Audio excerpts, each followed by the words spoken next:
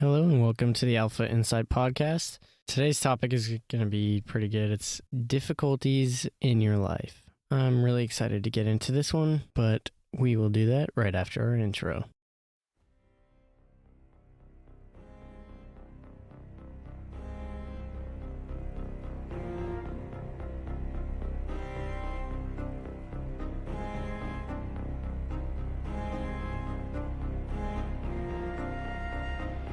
Hello, and welcome to Alpha Insight Podcast, where I will be discussing real-world issues that need to be talked about. Here you will learn how to have a strong mind in a world of weak-minded people. I use not only experience and opinion to back up the topics discussed, but also statistics. I'm your host, Jamison Riling, and this is the Alpha Insight Podcast.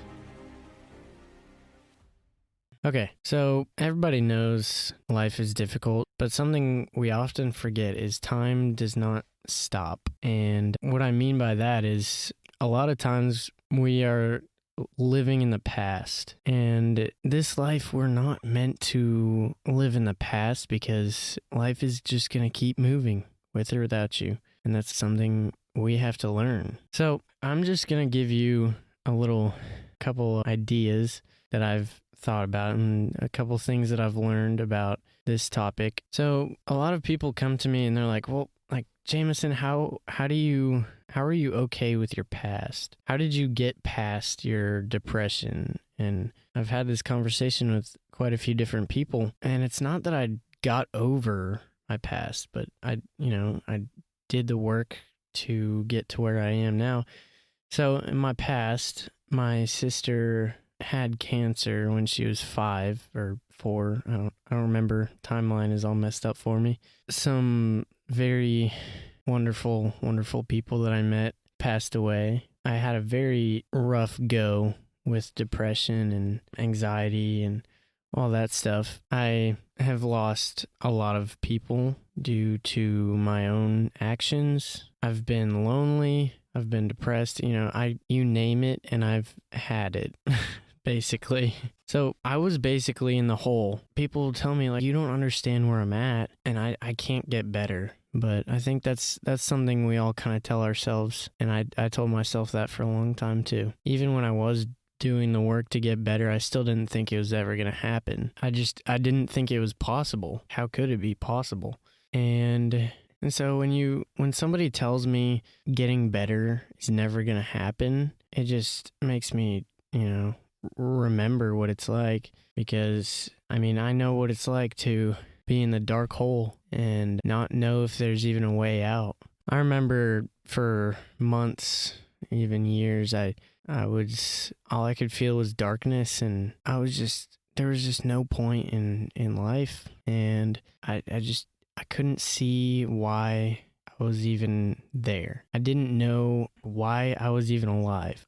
What's my purpose? I was suicidal for a long time as well. I was in and out of mental hospitals and in outpatient therapy and, all that stuff. And I didn't get it. I was like, something's wrong. Something's wrong with me. And, the more I was living in the past, the harder it was for me to keep moving forward, because things were just building up on the mountain of problems that I had, and I was still stuck years before. So one thing I learned is you really start growing as a person, and you start figuring these things out once you figure out who you are and what you want, what you're here for, who are you supposed to be. So for me, this might sound stupid or whatever to anybody who doesn't believe what I believe, but I believe I was here to help people. And my life mission is to help other people. It's always been a passion of mine and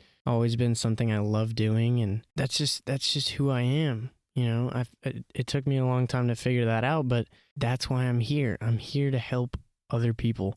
And so the reason I'm not angry with my past, and I'm actually very, very grateful for it, is because if I didn't go through the amount of pain that I went through, then you would have no reason to ever listen to me. My words would have no impact. and I wouldn't have as good of an understanding as I do. I'm very grateful for my past and the pain that I went through, because it shaped me and turned me into the person I am today. And I'm still growing and learning every day, but I've come a very long way in the past, even year, but in the past couple years, I've come a very long way. And I want to help somebody else with the things that I've learned. You start growing the most when you figure out who you are supposed to be, what you're called to do. I think everybody has a purpose in life. No, everybody does have a purpose in life, but a lot of times we don't see the whole picture. You can have an impact on somebody and not even know it. That's kind of I could get into a whole nother topic about that specifically another day, but I want to focus on this right now. So you find out who you want to be and you want to get out of the hole, but you need to stop looking in the past. Your past is your past, and it's time to leave it behind. It takes people, a long time to deal with things a lot of times, but a lot of times what I'm saying is you might not even be dealing with it. You might be running away from it. Like what I was doing, I was running away from my problems. I was smoking weed and taking all sorts of other things. And for a very long time, I was running away from my problems. And the more you do that, there's no reason for you to be frustrated with yourself if you're not happy yet, or you haven't figured out your past, because you're not dealing with it. You're just running away from it. And this is coming from a guy who did it for years, so I know what it's like. Another thing I heard was, if you're angry, which I'd consider myself more of an angry person. If you're angry, you're living in the past. If you're anxious, you're living in the future. But when you find peace is when you're living in the present. A lot of times we're looking in the past and, we're angry or we're depressed, but we don't need to look in the past when we should be focusing on what's happening right now. And same goes with the future. You should not worry about tomorrow, because today has enough problems of its own. That's a Bible verse. It's not the exact words, but I'll have to find that. Things are going to happen in life. Things that are unexpected. For me, this has been happening very, very often. Car problems for me. Very, very expensive car problems. And I have no idea how to get out of it or fix it. And it's like, yeah, I could just sit down and, pout about it and waste my time feeling bad for myself, or could get up and fix the problem. So everybody has those hard circumstances, like really hard circumstances and situations in life. And one thing I've been doing is, instead of like beating yourself up about it, what's the lesson that is to be learned from this? My car problems, it was, don't make stupid mistake, like don't do stupid stuff. The lesson I was to learn was don't do stupid from that specific, situation. Other situations are different. I've learned a million things this year, and I've actually been writing them all down. Is like things I've learned this year from hard circumstances or hard situations. Because if we don't take the time to just step back and, instead of just fixing the problem or delaying it or whatever, instead of that, just take a step back and think, what am I learning from this right now? I think that's a very important thing in life, because we don't take a step back and try and learn. We just try and either push forward or we just give up. So failure is the best thing for growth, in my opinion. I mean, I wouldn't say it's just my opinion. I'd say a lot of people would agree with me there. But without failure, I feel like we wouldn't learn as much as we do. I feel like failure is what makes people learn a lot more effectively. It's like, if you don't fail and try something and fail, you could also just try and take somebody's word on things. And a lot of people don't really like taking other people's word on things. But I think as people, I think you should learn to use your past to help you in current situations instead of leaving it completely behind. Because our brains are kind of like, they memorize patterns of like how to fix problems. And our pasts are, might be full of problems, very painful problems, but we can use that to help us in current situations, if that makes any sense. So back to the failure thing, instead of being afraid to fail, you should be more afraid of not even trying? What's the worst thing that's going to happen if you try? If you do fail, what's the lesson you're going to learn? I'm taking a quick mid-break, but I hope you're enjoying the episode. If you are, I would love for you to leave a review on whatever you are listening on, whether that's Apple Music or Spotify or whatever. Share it with your friends or whoever else you think might benefit from hearing this content. I've got a little bit more to talk about, so thanks for listening. If you have any questions or would like to contact me directly, you can check out the Instagram at Alpha Insight Podcast, and that's on Instagram. Again, thank you. Now let's get right back into the show. I've had a lot of car problems lately. It's very difficult to not give up because it's just constant problems, like never-ending problems. So, long story short, the transmission went out on one car that I had because of a mistake that I made, which was a nice little lesson there. Sometimes your mistakes can be very expensive, even if it was an accident. And then after that, I bought my own car, my first car, spent all my savings on it, and thought it was going to go great, and then ended up getting scammed. Like, totally, the car was done. I took it into some shops, and they said, don't spend any money on this thing because you need a new engine, you need a new transmission. The whole car is done. So then I had to sell it for very cheap because it was garbage.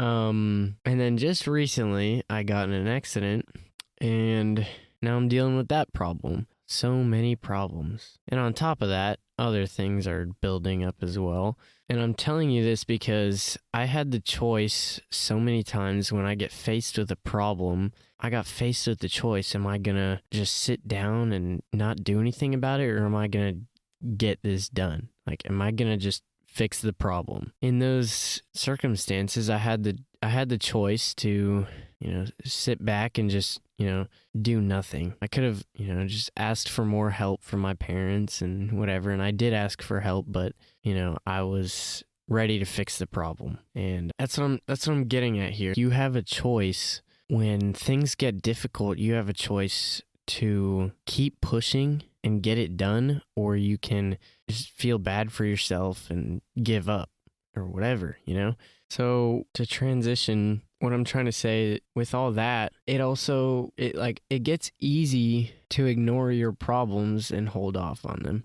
And what I mean by that is, in the car situation, I could have just ignored my problems and just moved on with my life and, would have had to deal with everything later because, your problems don't just go away. You're going to have to deal with them eventually, but you could choose to ignore them and, which is what a lot of people do. And another example of that is like our current world situation, society, and the people these days are just so angry and so hateful, and if you don't agree with me, then we have nothing to talk about and we can't be friends or whatever. But it's like, what? I don't know. Everything's just so you're right or you're wrong, and it's like a lot of people just choose to ignore these problems. When I think if maybe you can't do something about it, but you can. It's like everybody, like the amount of people that vote in election is low because people think, oh well, it's just one vote, right?